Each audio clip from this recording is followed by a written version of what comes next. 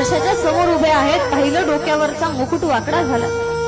मुकुट सरळ करता करता लक्ष गेलं की मुकुट सरळ करताना आपल्या कानावरती जे हे केस आहेत त्याच्यामधला एक पांढरा झाला.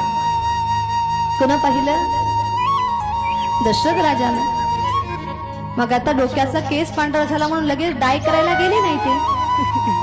त्यांनी विचार केला, शरीर आपल्याला संकेत देते की आता वय झालं, आता आपला सगळा कारभार आपल्या लेकरांच्या हातामध्ये द्या, जास्त संसारामध्ये गुरफटून राहू नका.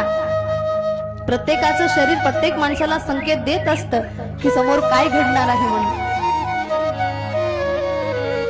त्यावेळेला दशरथ राजाच्या मनात विचार आला, सगळा कारभार आपण आपल्या मोठ्या पुत्राच्या म्हणजे रामाच्या हातामध्ये द्यायचा. ठरलं सुद्धा सगळं.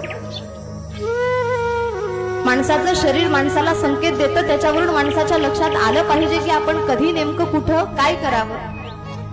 नाहीतर आजकालची माणसं, भगवंतानं सुंदर आपल्याला आयुष्य दिलं, त्या आयुष्यामध्ये काही काही माणसं तर एवढी विचित्र अशी लई पाहायला भेटतात. लोक खरं वय सांगतच नाहीत.